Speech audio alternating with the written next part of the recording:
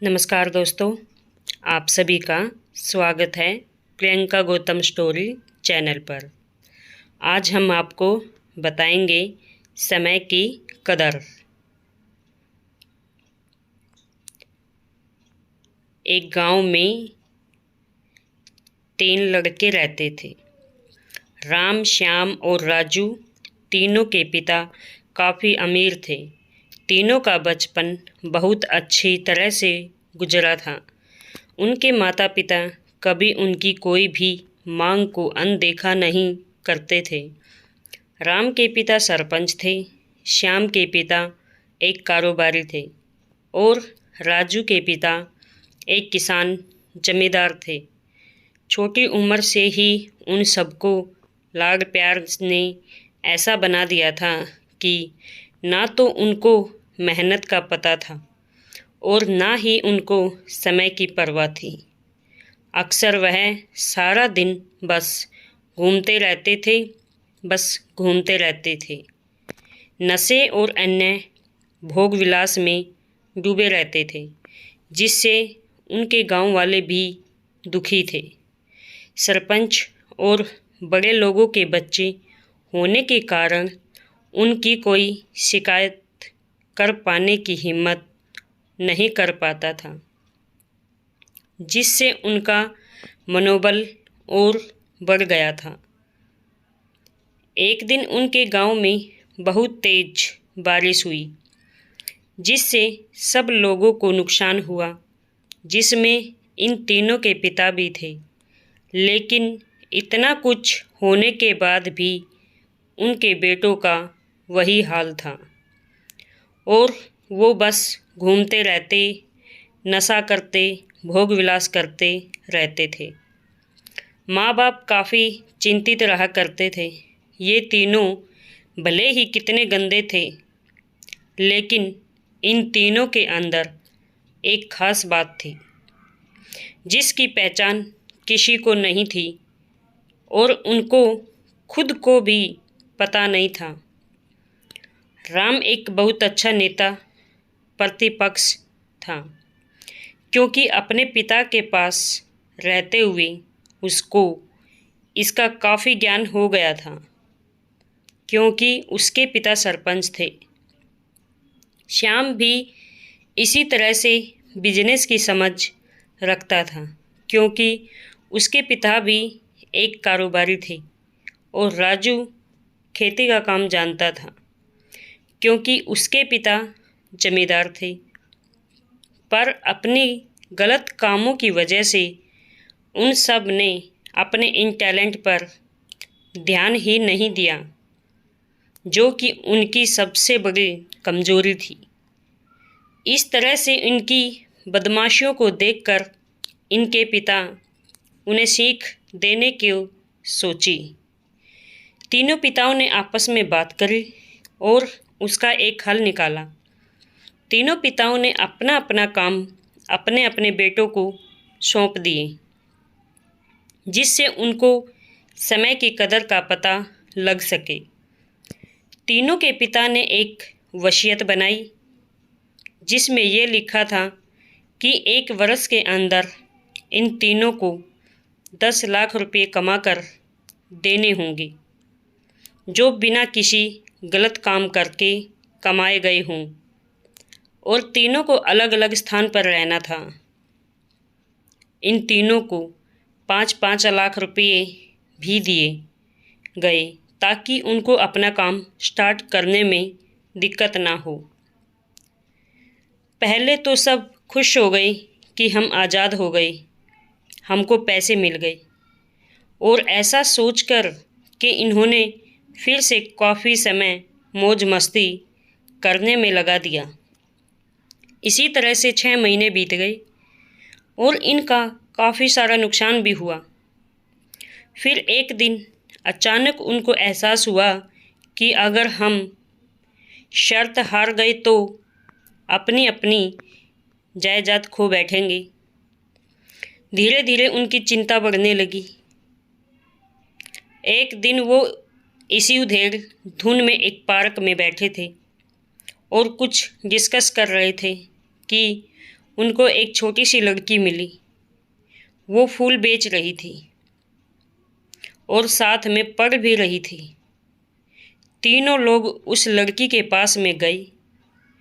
तभी राम ने लड़की से बोला, बेटी, आपकी उम्र क्या है? तो लड़की ने जवाब दिया कि मैं 12 साल की हूँ। अंकल, इतना सुनते ही राम ने आचार्य से पूछा कि आप इतने छोटे होकर के खेल नहीं रहे हो? इस पर लड़की ने जवाब दिया कि मेरे पापा अब इस दुनिया में नहीं हैं और माता बीमार रहती हैं, इसलिए मैं ये काम करती हूँ।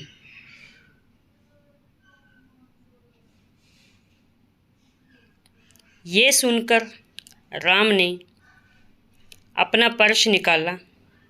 उसके पास जो भी पैसे बचे थे वो उस लड़की को देने लगा। उसके बाद लड़की ने बोला, अंकल, आप भी फूल ले लो, मुझे बहुत खुशी होगी, क्योंकि मैं अगर आपसे फ्री में पैसे ले लूँगी तो फिर मेरा पढ़ाई से मन हट जाएगा या फिर पढ़ाई में मन नहीं लगेगा। मैं कामचोर बन जाऊँगी, क्योंकि यही समय है जिस समय मैं अपना भविष्य लिख सकती हूँ। राम ने उस लड़की से सारे फूल ले लिए और तीनों घर लौट आई। उस फूल वाली लड़की का उन तीनों लड़कों पर बहुत गहरा प्रभाव पड़ा। रात भर उन तीनों ने उस बच्ची के बारे में सोचते रहे और उन्हें एहसास हुआ कि वो तीनों कितने गलत थे। तीनों ही दोस्तों को एहसास हुआ कि आज भी उनके पास 6 महीने का समय है अपने पिता के दिए गए काम को पूरा करने का और भविष्य बनाने का। इस दौरान सब ने सोचा कि अगर बचे हुए समय का सही उपयोग करें तो अभी भी बहुत कुछ किया जा सकता है। इस तरह बाकी दोस्तों ने भी सोचा और दूसरे समय में आकर काम तलाशने लगे। पर उनके शर्त में एक शर्त ये भी थी कि उनको जो भी काम करना है वो अपनी पहचान बताए बिना करेंगे, जिससे ये साफ था कि उनको काम नहीं मिला। और जब काम नहीं मिला तो उन्होंने सोच लिया तो अब वो अगर कुछ भी करेंगे तो अपने गांव में जाकर ही करेंगे। भले ही उनके पिता कुछ भी सोचे, लेकिन फिर भी अपने गांव में जाएंगे और अपने गांव में कुछ नए काम करेंगे। भले ही उनको अपने पिता की वसीयत ना मिले। तीनों लड़के अपने गांव में फिर से आए और अपने अपने पिताओं से जा कर के मिले और उन्होंने अपने अनुभव के बारे में बताया और बोला कि वो आगे से ऐसी गलती नहीं करेंगे और वो उन्हें माफ़ कर दे। लेकिन पिता तो शर्त पे ही अड़े थे। लड़कों को कोई दया नहीं मिली। तीनों को फिर से दुख हुआ कि तीनों को अपनी अपनी गलती की एहसास होने के बाद भी उनके पिता उनका सपोर्ट नहीं कर रहे हैं। और फिर से वो रात भर सोचते रहे कि अब क्या किया जाए। तीनों ने मिलकर एक स्कीम निकाली। राम अपने मित्रों के साथ में मिलकर लोगों की प्रॉब्लम को सुलझाने लगा, जिससे उसको गांव की समस्याओं का ज्ञान हुआ। इसी तरह श्याम भी गांव के विकास के लिए नए नए तरीके सीख गया और राजू को किसानों और बीजों का ज्ञान हो जाने से उसको काफ़ी फ़ायदा हुआ।